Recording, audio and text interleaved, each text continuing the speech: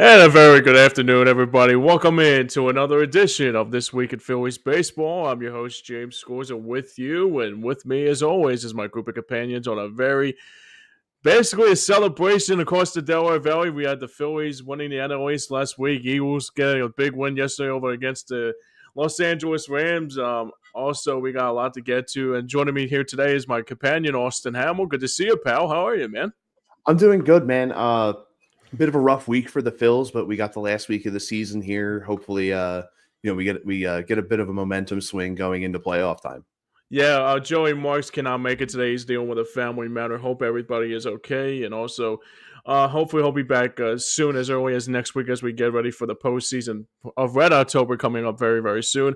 We got a jam packed show for you today. Obviously, we'll talk about the last series with the Phillies coming up tomorrow against the Marlins, and then closing out with the Twins. And also, if you are a new member or a previous member or just a member already, we are on Hardcore Sports Network, and hit that like and subscribe button on our social media platforms. And hopefully you enjoy this show and many more programs on Hardcore Sports Network.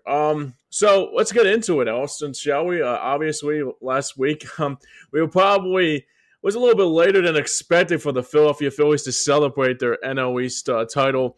Obviously, they were in Los Angeles last week to celebrate. Obviously, it was around 1 o'clock in the morning when they celebrated, so everybody was probably not there to see it. Obviously, either they had to go to work or go to school the next day.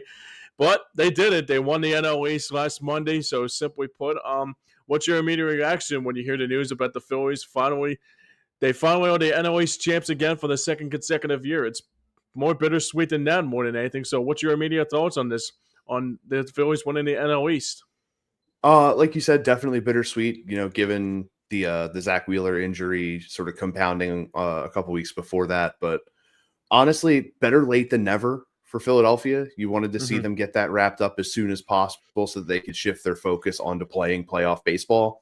It may have taken until second to last week of the season, but you take it when you can get it, and especially against the Dodgers and taking 2 of 3 out of that series. So you take the pluses where you can get them. The Arizona series was a bit of a downside, but you still carry that high from getting the division locked up. I know personally, I definitely was up a little later than I should have been, making sure I caught the end of that game, just because I wanted to see it happen, and it was a battle.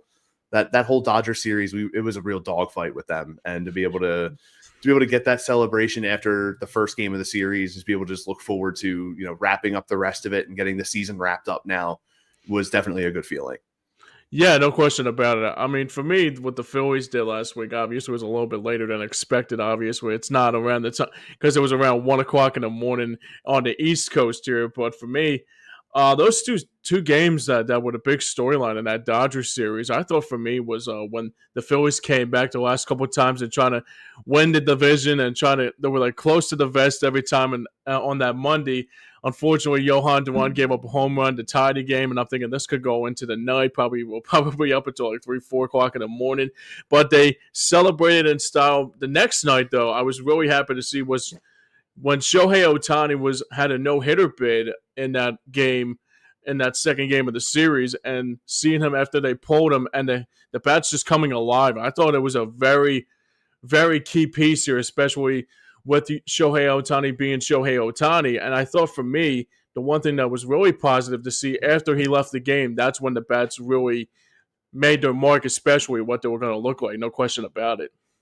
Yeah, I mean, you definitely want to be able to see Philadelphia, get a good piece of hitting off of Shohei Ohtani in that game, but being able to even just weather the storm, not let LA get too far ahead of you with the dominant performance that Shohei had, to be able to put yourself in a position to keep that a competitive game was really solid for them.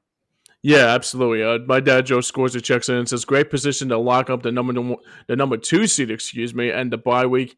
And also the magic number is down to 2 with 6 to play. So if they win tomorrow, it will be a lot more easier for the Phillies to get that number 2 seed. And the greatest thing about it too, Austin, it's kind of like the old football ways when they had the number 1 and 2 seed get the first and second round bye. like the first round bye, excuse me. So they wanted to play on wild card weekend, kind of like the same scenario they got now in baseball was like back when the NFL had the 16 game season. So for if you get that number 2 seed, that will be even more good for the Phillies' sake to especially get them ready for a postseason. Hopefully historical postseason for the Phillies here when October comes around in the next couple weeks or so. Yeah, any advantage that you can get to help your playoff position to round out this season, take it as soon as you can get it. Our numbers against Miami are pretty decent this year. Minnesota's been reeling ever since the trade deadline, even before that. So, you have a really good opportunity to put yourself in a very advantageous position going into October baseball. For sure. So now we go into the Diamondback series, and it was not the best of baseball for in that Diamondback series, except for maybe game 1 on Friday, when again the bats came alive again. Overall, yeah, I think the Diamondbacks are. I mean, there's something about Arizona and there's something about San Francisco. I don't know why. It's probably they can never do well in there. I think it's probably just a house of horrors, like kind of like what the Mets are to us at Citi Field too. So should we be concerned about this series coming up? That series that ended this week with the Diamondbacks. I mean, should we have a level of concern going into the postseason as the postseason coming before you know it? I don't think so. I think it was just more of an extended hangover of celebrating the divisional win. Yeah, that's fair. And like I said, you have two very, very solid matchups coming up this week to get some more wins to be able to pad that position, be able to keep that held steady, and hopefully, you see Milwaukee drop a few of these games to maybe even potentially catapult yourself into the 1 seed. Mm-hmm. Yeah, I mean, at first I was saying to myself, I wouldn't be concerned. The only difference is if I was concerned if the Diamondbacks were actually looking to try to make a postseason push, as they once were. So maybe the thing about it too is just like you said, it was probably an overall celebration hangover, like going into LA and then winning that division, and also celebrating into the night, also celebrating what they have in store. But now they finally come back home to take on the Marlins coming up tomorrow night for the last of the homestand of the regular season until Red October comes, and like I said, in the next couple of weeks or so. So for me, I guess the one thing I would ask you is that like like how do you see this like playing out for the Phillies' favor? Like, do you see them getting the number 2 seed as early as tomorrow, or do you see them trying to like I guess straddle the fence a little bit to try to figure that not straddle the fence, but at the same time, like how do you think this series will play out for the Marlins tomorrow and the final series of the season for an NL East opponent? I feel like Philadelphia has a really good chance. They have a really solid home record. They're 51-24 this year. Granted, you're coming off of the 2 straight losses out there in Arizona, but you're coming back home to round out the season. So I feel like that puts you in an even better position to not only keep yourself in a good position going into the end of the season here, but also making a push for that 1 seed. We're only 3 games back from number 1. And like I said last week, the job's not done. There is still a 1 seed that you can chase. You just got to keep pushing and, make your way into the playoffs on a good note. That's going to be the main thing. You have to keep the main thing that you're here to play and win baseball games, regardless of if it's in May, in August, in October. The main thing is always the main thing. Jalen Hurts says that all the time over there in Lincoln Financial Field. You got to keep the main thing the main thing. And I feel like this team has been up to that challenge all season long, and they've kept that mentality all season long. And especially with, the quietly great season that Trey Turner has been having has definitely been helping, along with the power numbers from Schwarber, the very solid season behind Schwarber for Harper. So you have all of these really good pieces that are in position to make a good push in October, leading into potentially even November with the World Series. Yeah, I think the other thing too that's the positive about it too is that they're like phasing on all cylinders. I mean, there's a lot of good things that happen with this Phillies team that are really a positive. Like you mentioned with Trey Turner, Brandon Marsh, and even like the young guys, like even like Harrison Bader, who's been a jubilation ever since he became a Philly, and he's been like unstoppable. And it might continue into the postseason too, especially when they're going to look like in these next couple series with the Phillies coming up with the Marlins and then the Twins to close out the series. And then after that, they'll be looking, hopefully, they'll be waiting to see who their next opponent is. And then that takes us into our segue into the Phillies playoff picture here. So for the Phillies' sake, is that I understand that's what my dad said, that after tomorrow they actually capture the number 2 seed, and the good news is that we might see Trey Turner back as early as the weekend. So that's good to see him back, to see what he will look like against the Twins over the weekend. But overall, if you had to pick a team that the Phillies like, I think for me, it might be the Dodgers. That might be the team that will be the Phillies will be taking on in that first series in that NLDS when that time calls for it. But is there any teams out there that stick out to you that you want to see the Phillies play in the first round in the NLDS? I mean, aside from the Dodgers, I feel like a surprise team would be the Cubs. I feel like they do have, their foot's in the door, and now all they have to do is try and dance. And I feel like if they come to Philly, it would be a hard time for them to be able to try and pull out a series win. The Phillies, they didn't do incredibly well against the Cubs during the year, but I feel like, the playoffs are a totally different demon. Philadelphia has a bunch of guys that have experience there, and I feel like getting like even the Dodgers, like you said, like the Dodgers, the Cubs, maybe even if they happen to squeak through the Cincinnati Reds, if we can get a series with them, you have a lot of really good, advantageous, I keep using that word today, very, very advantageous matchups coming into the playoffs, especially because of the fact that if you no matter who you're playing, as long as it's not Milwaukee at this point, you have home field advantage. Yeah. So anyone that's going to come in here that you already know from how postseasons have been in Philadelphia over the past couple of years, that they're coming into hell. Right. And they have to try and survive. Yeah. Like you're putting them in the position of like, hey man, you're in deep water. Now try and tread. Yeah. And then from there, the fans travel well too. So you're gonna get your fan base out there on the road games. So you need to just sort of just pull off of that energy as much as you can and as often as you can. Yeah, and it's a very good point, because you bring up a very good point here about the Phillies' success with the Phillies crowd being at home and also on the road, and how they travel there too. There's one team that really sticks out to me the most if the Phillies have to play. I have to say the Reds, because the Reds are a team that could be a little bit of cause for concern for the Phillies' sake, because they're a young team. They got Terry Francona as their manager, and it'll be a little bit far-fetched for the Phillies to figure out what they'll look like with Ellie De La Cruz, and that lineup is like really good, and their pitching is like outstanding with Hunter Green on the mound. For me too, I mean, the Cubs might be a good one too to think about, because obviously you think about Pete Crow Armstrong and how he's become a real good player for them.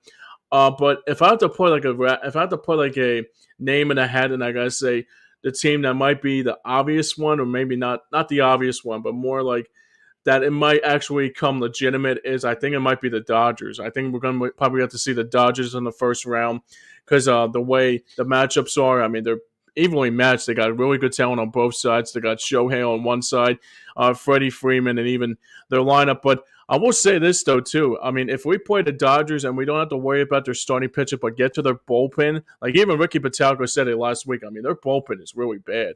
And I think it'll be a good scene there too, is that if you get to their bullpen like you did last week in that game with Shohei Ohtani, went 5 innings on that no-hitter bid, and then the bullpen came in the game and couldn't stop a nosebleed. That's going to be the biggest thing too going into a postseason, is that like it kind of feels like how they had back in the early 2000s when they had Jonathan Broxton as their closer, and it was like a house of horrors for them. Same kind of scenario there they got with Blake Trinan too. I think that's going to be the big thing here, what they'll look like with that Dodgers bullpen. So I mean, for me, I would hope that it is the Dodgers, because I think we have a better chance against the Dodgers than maybe the other two teams like we mentioned. I feel like you have a good chance against all of them, because all 3 of the teams that we've mentioned, and I'll even put this one in the hat too, the Padres, all 4 of these teams have really rough bullpens right now. Yeah. Every single one of them has been having bullpen issues. I mean, the Phillies had bullpen issues for a while this year. Before leading up to the deadline, the bullpen was a big question mark, and we sort of knocked that out for the tail end of games to be able to sort of lock that in going into the push. But yeah, LA, San Diego, Chicago, and Cincinnati, all of their bullpens are not that great. Yeah. So anyone, if you can survive their offenses and keep yourself in the game with good pitching on your end, you have a really good chance to blow a game wide open against the bullpen, because every single one of these teams, the bullpen is suspect. Right. Yeah, and the other thing too is that with this Phillies team too is that once you got like a bullpen that's bad, it's like it's actually a good thing for the Phillies. That's when the bats come alive, is that fifth, sixth, and seventh innings. When the Phillies bats do come alive, obviously they start to lose, like not struggle a little bit, but at the same time too, they feel like they forget how to play baseball sometimes when the first couple innings come around, and then when the bullpen comes in, they're like, okay, now it's time to go to work. It's kind of like they have a really good job against like you mentioned, teams like that have struggling bullpens like the Dodgers, and then surprising with the Padres. Same with the Cubs, and even with the Reds too. I mean, it's amazing to think too, because it feels like the Phillies had that problem a few years ago with their bullpen, and now they're starting to evenly get back to what they were. Like, I guess their bullpen is starting to get better results rather with the team that they had. Like with actually, I think with Duran coming here, Johan Duran coming here, I think it made the bullpen even more reliable now than it was with, like, obviously like an Alvarado or even like someone like a Jordan Romano, excuse me, came in here. And I mean, like, having a good closer helps a lot when you have a really good bullpen too along the way. Yeah, and to think the Phillies made the World Series in 2022 and their bullpen was very questionable. Yeah. Now with a solidified bullpen, sure, minus Zach Wheeler, but you have so much in terms of capable play at both the beginning and end of a game now. You are looking like the most complete team going into the playoffs. Right. And that's the thing. I mean, the craziest part about it too is that, like, a few years ago, like you said, and it's a good point there, because the Phillies struggled a lot in that 2022 team before that World Series run happened. Like, their bullpen was like really bad. I mean, I think it was a time they had like Corey Knebel. I mean, Jose Alvarado was still trying to find what he was. I mean, I don't think it was Matt Strom yet, but the bullpen was desperately looking for answers. And I think after that, and then in 2022 too, it started to shape up a lot more in the postseason and started to become a better of an outset for the Phillies, especially what they did in that 2022 run. Yeah, and the way this run is going to be made or broken for Philadelphia is going to be with the bullpen. Like, we know the offense is there, we know the starting pitching is consistent. It's the bullpen just needs to hold, and they've been doing that very well so far in the whole second half of the season. So you hope that just like with everything else, you hope the momentum carries over for those guys too, because those guys out there will spend hours just sitting around in the bullpen until the call comes through. So you hope that those guys are like probably about an hour before their call gets made, probably fourth, fifth inning, they're back there, slamming Red Bulls, hyping each other up just to be able to keep themselves in that mindset of like, we got to go out there and do work. Right. Because because I watch a lot of, ironically enough, former Philly and former Met Trevor May. Right. And he's talked before about like the whole, like, just hanging out in the bullpen routine when he was doing bullpen stuff with like Oakland and stuff. Sure. He's like, it's really hard sometimes to keep that mentality up because you're just sitting around. You're just waiting for the call to happen. So you're trying to figure out ways to sort of like keep yourself locked in mentally, but not like without having to get up and throw, because then it leads to that speculation of like, did they put somebody up and not like say anything to anybody, like, with that, like, it could throw off the starting pitcher and all that kind of stuff.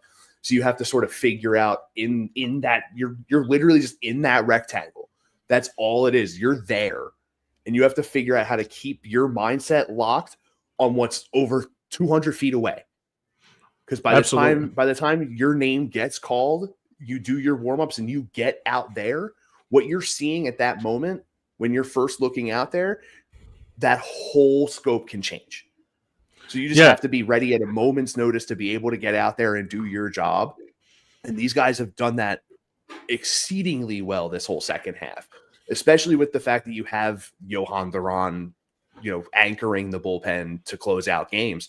And like your dad's saying here, David Robertson has been a really good ad for this team. Yeah, for sure. Him, Strom, Kerkering, like these guys have been doing really well since the addition of Johan Duran to the back end of this bullpen.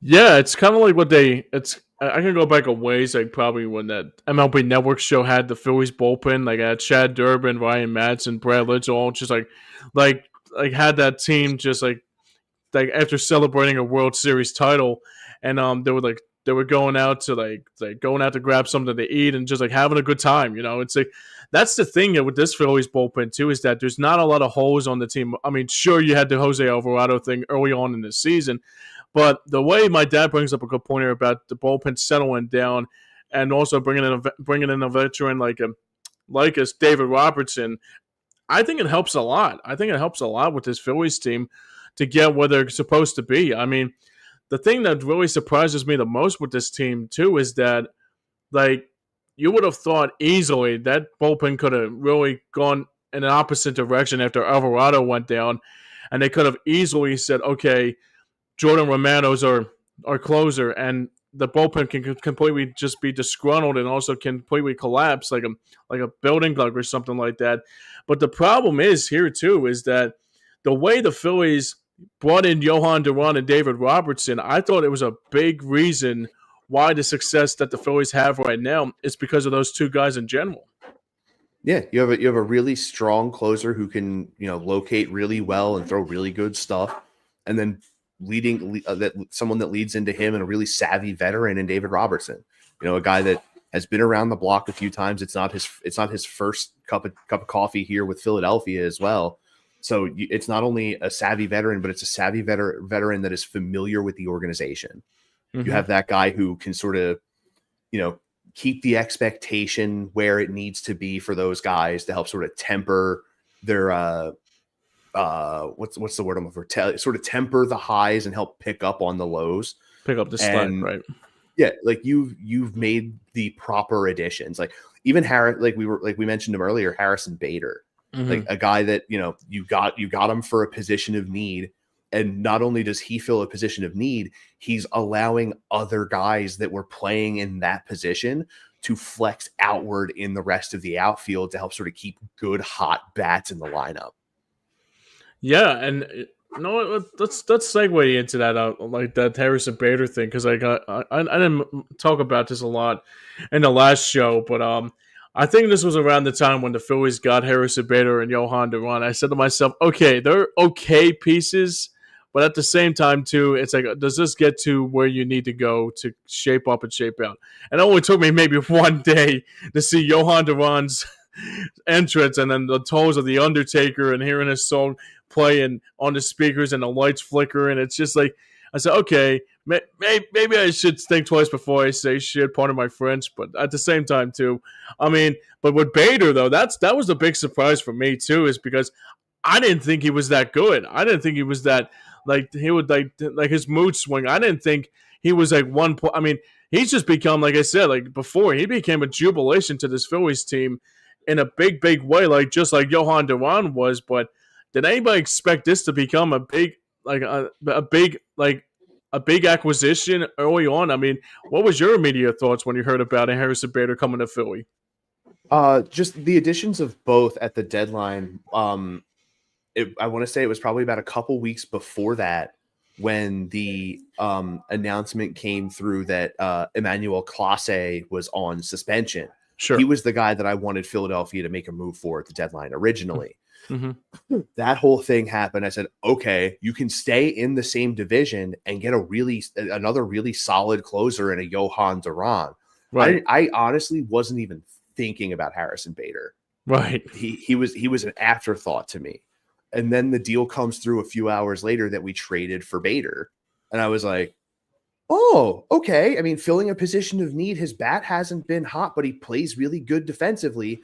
So, we get another really good defensive outfielder to help out in center field where, it's pretty much been Marsh because Rojas has been completely AWOL and ends up becoming one of, if not the best trade deadline acquisition in all of baseball. Right. And all it took was about 2 weeks to get him going. And he has been, up until the Arizona series, his bat was hot.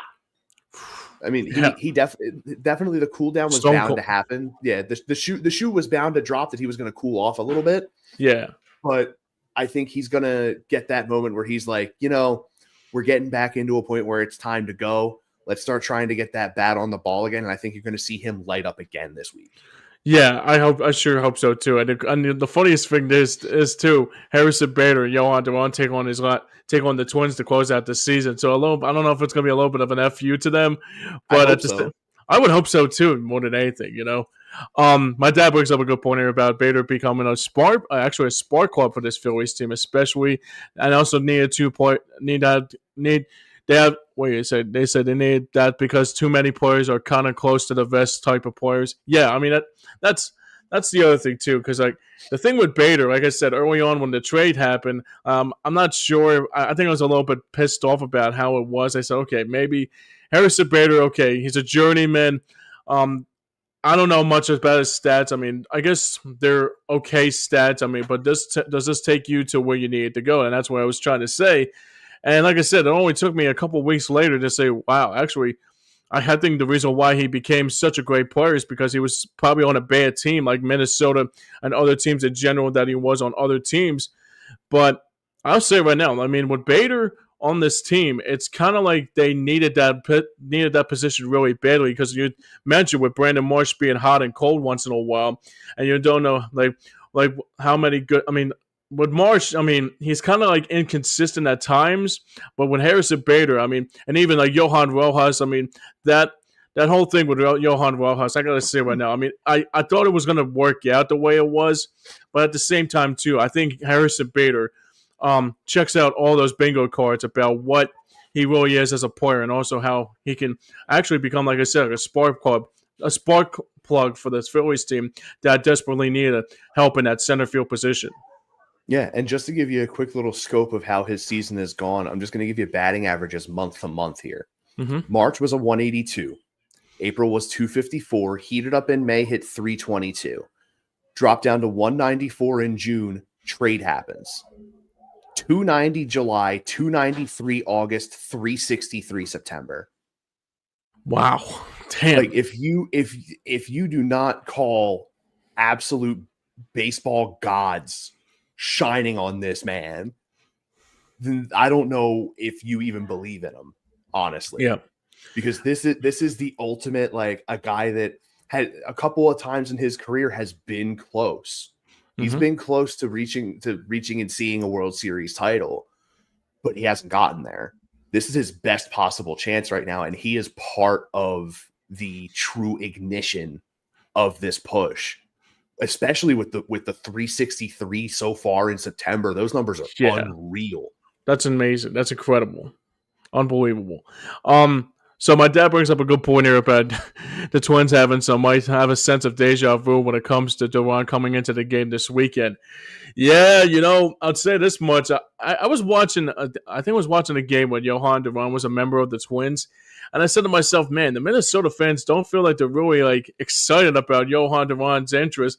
And it only took one game that Duran comes into the game, and the Phillies fans welcome him like it was like the new pope or something. It was just it was freaking incredible to see like how many fans like were so excited to see him come into the game. I was like, wait a second, is Mariano Rivera coming into the game? Because the only difference is because the only thing I can just hear is like Enter the Sandman or something.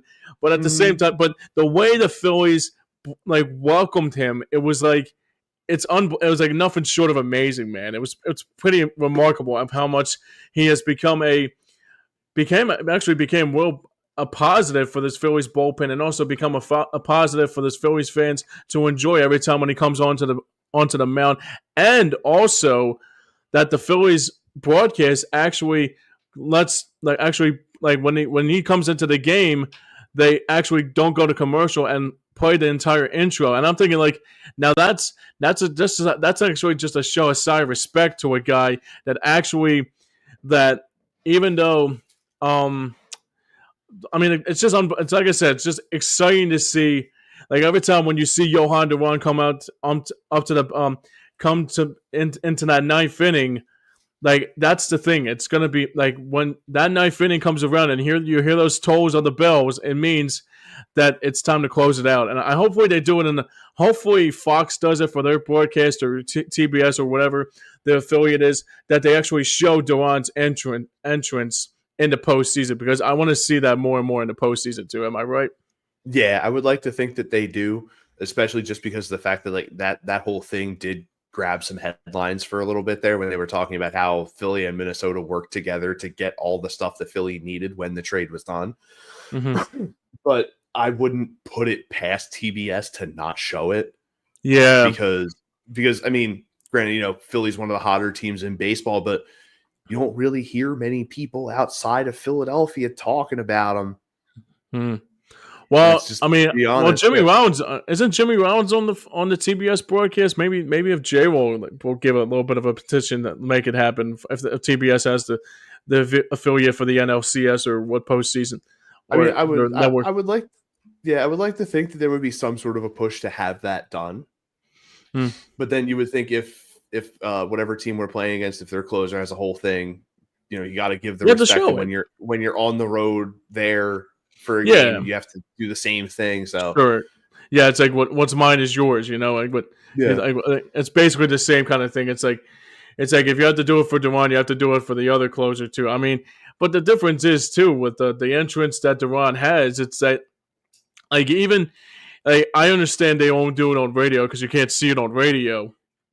But even like Apple TV, like actually doing it for their broadcast when Johan Duran came into the game, I'm thinking like, I mean, it's supposed to be entertaining. You're supposed to be out there and supposed to entertain the crowd. I mean, this is like something that I thought easily would have been like something that entertained the crowd, like for like fans that are not fans of baseball, but they see Johan Duran's entrance and say, "Oh, okay."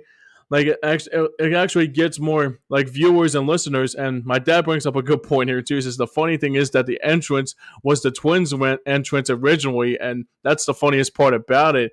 But the funniest thing is too is that the Phillies took it on and wore like a badge of honor too at the same time too. Yeah, being able to, aside from just acquiring the player, work with the other club and be like, hey man, we want to keep everything the same for him. What do we need? And they're just like, dude, we'll send you everything you need. Don't even worry. Like right. That's always the fun little like handshakey type of thing that you do like to see between teams when those kinds of things are done. But more than anything, like I think more than likely you will get it, honestly, because it's been a thing that's been hot around, a lot of the pundits, people are talking about it all the time. So I feel like you will see it. But if they don't, there's gonna be a lot of people. It's pretty lame. People will be upset about it. Sure, but it is what it is. Don't let that be the reason that you don't have excitement going into the ninth inning of a baseball game if you're watching at home. Keep, if anything, hell, get some red light bulbs. Set them all up in your living room and blast the music yourself on your stereo when the ninth inning comes up if they don't show it. I know I'm going to do it if they don't. Yeah. Actually, that's not a bad idea. That's actually I'll always have it queued up on YouTube for in case I need it. Yeah, it's funny, too, because I think I can go back a ways. I think it was when the 76ers had the 2001 intro and it had Iverson come out and also the drums and stuff and all that. And it just gets, I mean, I think NBC showed that a lot, just like Johan Duran's entrance. I think they showed it like all the times when the Sixers were in that finals run. So it's like, it's something that it's like one in a million times. I mean, yeah, sure. I mean, if they show it, they show it. If they don't show it, I mean, but at the same time too, it's like, I mean, it's a good strategy because a lot of people, like obviously if you're the broadcaster, like if you're in the ninth inning, you want it to be dramatic. And at the same time, too, you wanted Johan Duran's entrance to be a dramatic thing, thinking, oh, I got to deal with that now. Like, it does. It's not like it's not like both sides. It's like between batter and pitcher. It's more like that you want to entertain the crowd at the same time too, because it will be like a wrestling pop, either like a Brock Lesnar comes back or John Cena, or it's just at the same time too. It's kind of like that same kind of philosophy, not like wrestling terms, but at the same time too, is that you want to entertain the crowd at the same time too, as home and especially at CBP too, more than anything. Yeah, and I feel like more than that, it's about the head game that it plays, not only with the opposition, but also with the fans, both Phillies fans and Twins fans, and be it what Cubs, any team that's in the playoffs. I feel like having that mind game is also kind of big, because you'll have a lot of teams, a lot of fans for the opposing teams. They see that intro come on, and they're like, man, we're cooked, bro. We're done. But then with Phillies fans, you see that come on, and you're like, oh, baby, let's do this. It's game time. Like, let's go, right? Yeah, man. So, yeah, and that's the other thing, too. My dad makes up a point here is that the network should realize that it's great for TV, too. That's exactly where we're going at, too. It's great for business and great for TV. The one thing that I think they did it also feeds for that viral moment too, because you get to in a short for your network on social media, get that intro and then just clip right over, just jump cut to him getting that final out on a 102 mile an hour piece of heat on the outside half, blowing doors off somebody, dude. Oh my God, the perfect viral moment. Yeah, absolutely. And my dad digs the idea that you said. He loved the idea of just blasting the flashlights, and also, man, that's a good idea. I got a bunch of LED lights. The lights. There you go. Start mounting them up, getting plugs all set up, light them all up red when ninth inning comes on, dude. Oh hell yeah! I still from the Super Bowl last year. We have "Go Birds" painted on our window. Nice. And every Sunday we take like a little RGB puck light and turn it green. There you go. Right underneath of it. So when nighttime comes, that whole window's lit up green with "Go Birds" on it. Nice. Especially up here, because there's a lot of New York and Pittsburgh fans up here, bro. Oh shit, I got you. I'm like one of like a hefty handful of Philly fans up here. Like during the I think it was the Chiefs game, I ran out to grab a couple of snacks. I ran out of snacks during the game, and on the walk back, like 3 different people, I'm wearing my Asante Samuel jersey, and they're like, oh, "Go Birds!" Just so many. It's crazy the amount of like implants from Philly that are up here.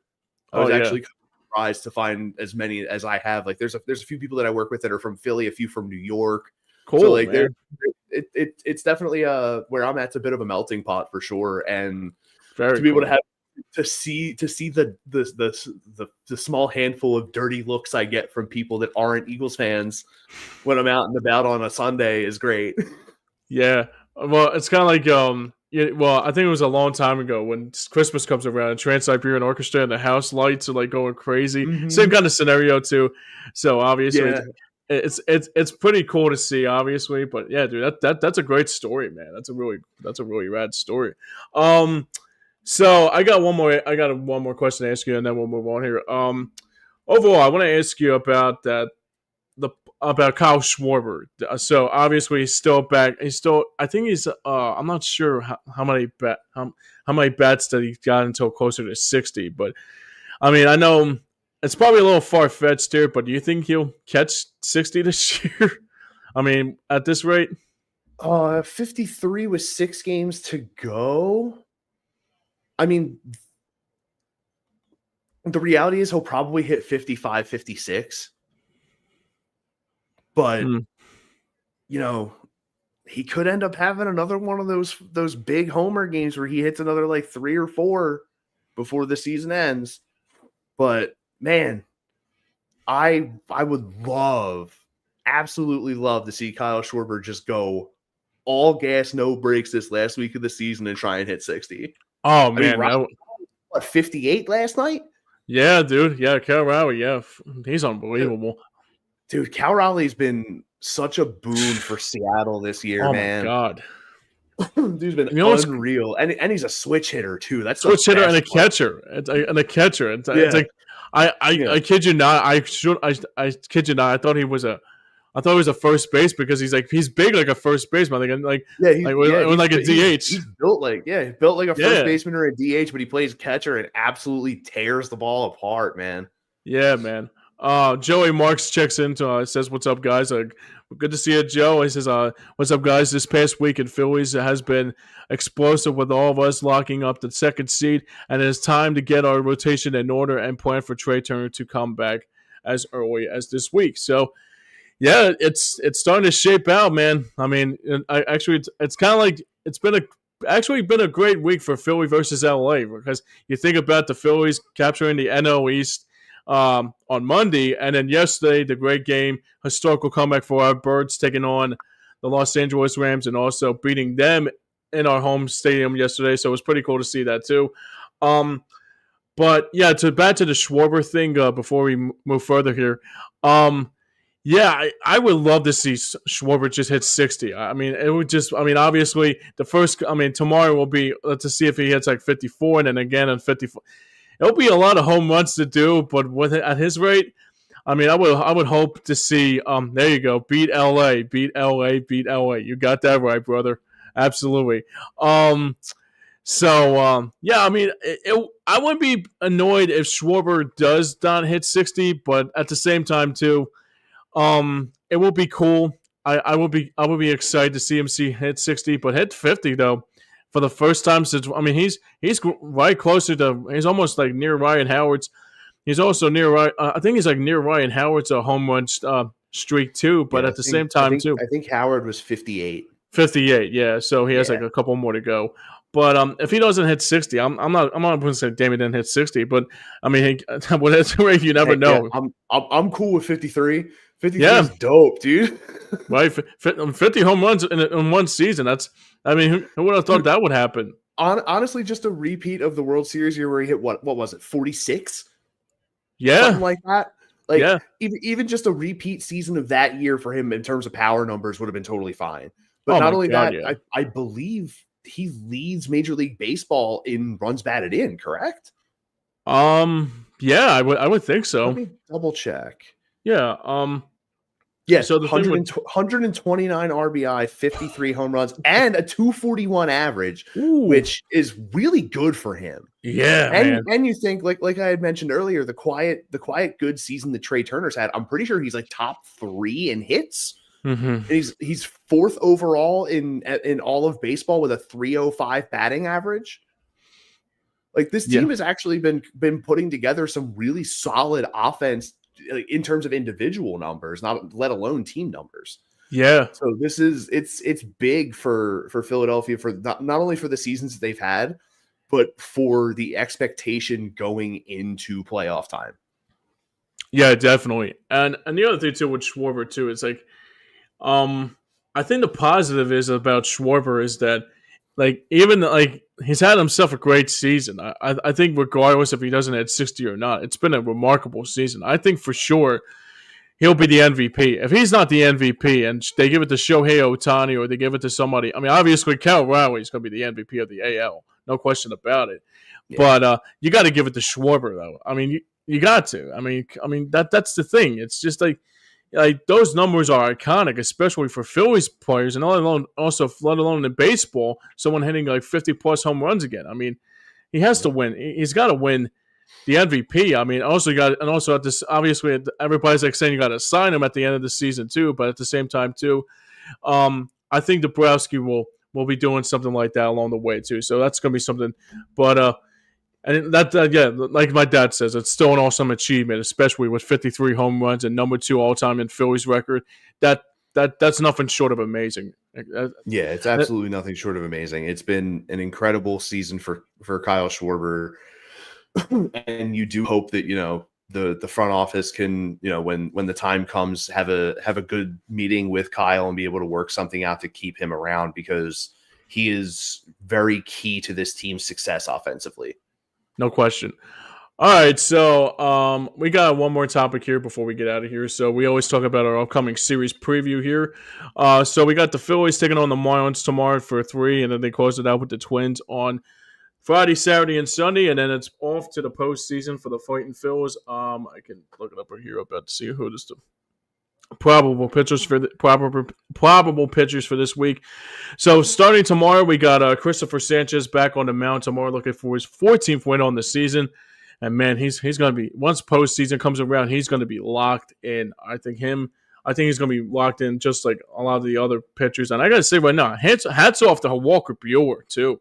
I mean, he's been good as of lately, ever since that game. I mean, the last couple of games he pitched, obviously against I think it was what was the other team he faced? I'll forget before the Diamondbacks. I forget. I believe he had a relief appearance against the Dodgers in the early go of the series. Yeah, I know it was like somewhere that, around like last week or so, but I'm just really glad to see. I mean, the thing about it too with Walker Buehler, I think if I had to put a rotation out there for the postseason, I would definitely consider Walker Buehler probably that Game 4 starter, especially because, I mean, we didn't talk about Aaron Nola today, but let's keep it real here. I think Aaron Nola just blew his opportunity of making the postseason roster.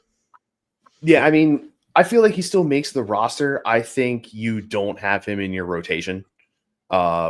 His numbers have not been great, going into playoffs with a 4-10 record after missing a lot of time. He just hasn't been able to find his spots. His stuff just hasn't been there. I think you still give him an opportunity to pitch in the playoffs, but I don't think you do it as a starter. Yeah, I agree. I think with Otani, I'm not Otani. I think with Aaron Nola here, I think it's probably he might be considered. Me and Joey brought this up on our Pass and Have Sports show many times about we might consider the fact that he might be a bullpen piece, maybe if that. But at the same time, too, I don't trust him in the season or in postseason play for one of those starts in the postseason because he hasn't been reliable enough. And that's the other thing too. He hasn't been reliable all season long, and I don't think he'll be reliable in the postseason either. So my dad brings up 2 more points here about the Phillies, and we'll move on. So he says the back up the truck and pay him. Obviously, we're talking about Schwarber, and says Shohei Ohtani has the same numbers of home runs as he also pitches, and I think Ohtani gets the NL MVP. Unfortunately, yeah, I hate to say it right now, but people love Ohtani like it's one of their own. They kind of like Aaron Judge at the same time too. So I'm considering but Carol Rowley's been on a tear. So I mean, if Schwarber wins it, that's fantastic. But at the same time too, I think it's obvious. I think they'll probably give it to Ohtani because of how much of an accomplishment he had all season long.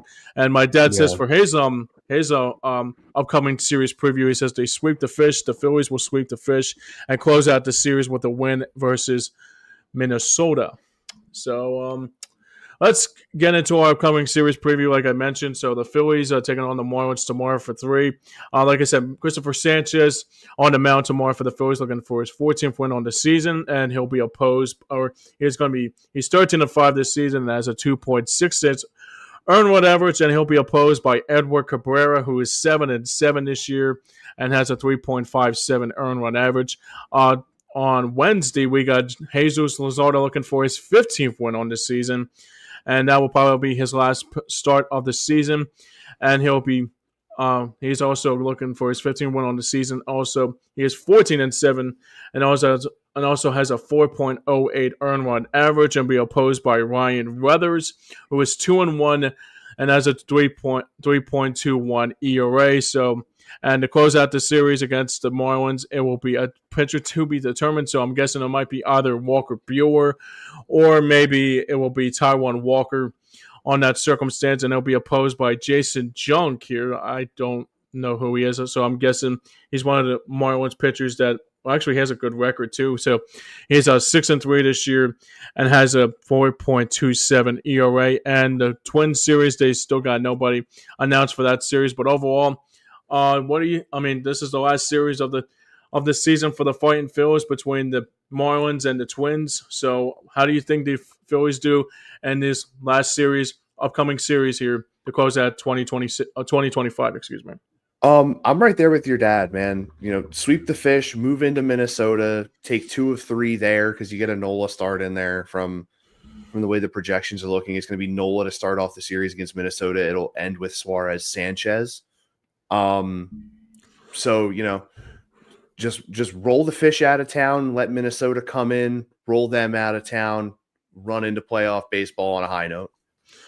Yeah, I'm right there with you and my dad. I think the Phillies sweep the fish too. I don't think the Marlins stand a chance if they do.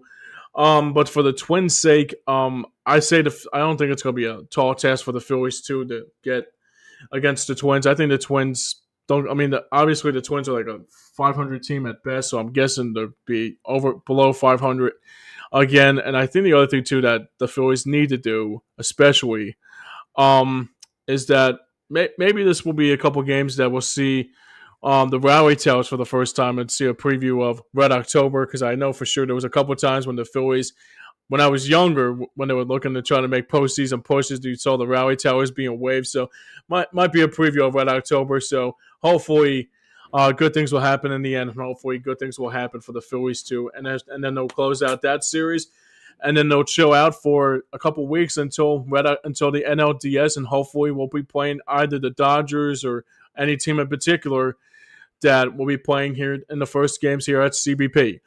All right, that's going to do us here that's going to do it for this edition of This Week in Phillies Baseball here today. I want to thank Austin Hammel joining me once again, like he always does, man. Austin, where can people see you next, brother? Well, we were talking before the show today that we're possibly going to be doing a playoff preview show either next week or the week after, so you can catch me on that. Sweet. We unfortunately this past Saturday weren't able to do the Hardcore Play and Rewind podcast due to some scheduling issues. So fingers crossed, this upcoming Saturday we will be doing the PlayStation episode. But aside from that, right here in the bottom corner of my little camera here, twitch.tv/Hambo26. Been just wrapped up Final Fantasy VII not too long ago. I started up Final Fantasy VIII, so I'm running through that. Aside from that, you know, just playing stuff with friends. Be on the lookout because we're getting into October. So not only does it mean playoff time, so I'm going to be super hyped for that. Getting close to Halloween, and usually around this time of the year, I like to run some spooky D&D sessions on my channel. Ooh, so nice. be on the lookout for those over there as well. Make sure you go over there, drop a follow. If you can, drop a sub. But aside from that, like we said at the top of the show here, if you are coming in here for the first time and catching some of this content, make sure you follow us on the Hardcore Sports Network. Also, even though we didn't mention this one, our friends over at Streampunk Entertainment, those guys do incredible stuff over there as well. Big shout out to Mitch for letting me come in and do this with you guys this entire season. I'm looking forward to playoff baseball. I want to get in on some more of the Birds content, and spoilers. Hockey season's around the corner, folks. Guess what that means? Your boys are going to cover some hockey too. So you'll see us a lot more often once baseball season ends and hockey season ramps in. So make sure you keep yourself locked in here on Hardcore Sports Network for all of that fun stuff.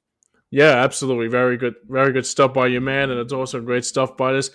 But it was a fun season. It was a fun baseball season, but it's only like the great Lake Roy Holiday would say it's fun, but it's only going to get funner as the season goes on. Like I said, it's been a treat talking to you guys all season long. I want to thank Austin, like always. You always do a great job with this stuff. Also, Connor Acudia, Mitch Kovsky making all the toots and whistles with all the thumbnails and this, that, and the other. Joey Marks, who's been excellent with all the stuff too, with the with all the stuff he does for his online business stuff today, and hopefully your daughter's okay. We're hoping and praying it's nothing serious. So I would also want to speaking of hockey here, I want to give a sincere condolences to the Flyers family and the great late Bernie Perron, who passed away yesterday at the age of 80. Great Flyers legend, and I want to say to anybody out there who was a Flyers fan in those times and also who were big Flyers fans growing up, seeing Bernie Perron, we are with you in this during this trying time. And we want to say it's kind of like nostalgic that still kind of hits home for me. That especially like a player like that passed away yesterday. But like we always say, only the Lord could say more than Bernie Perrant. But he is going to be forever missed. And also, we're going to be looking forward to Flyer season coming up very, very soon. So we'll be dissecting that all along the way. So. But hopefully you'll check us out every week with This Week in Phillies Baseball coming up in the postseason, and also transferring it into Philadelphia Flyers hockey as well. And it should be a fun season for the guys in orange and black too. All right, so that's going to do it for us here today. So thanks to Austin Hammel for joining us, and thank you for Joey Marks for chiming in as well. But now for everyone behind the scenes and for everyone that made it work here, for myself, for Austin, for Joey, for Connor, for Mitch, for Alex Reich, and everybody else here on This Week of Phillies Baseball. I'm Jay Scorza saying thanks for watching, everybody, and we'll see you back here for Red October. Have a good one. Let's ring that bell, baby. Ring that bell. You know it. Let's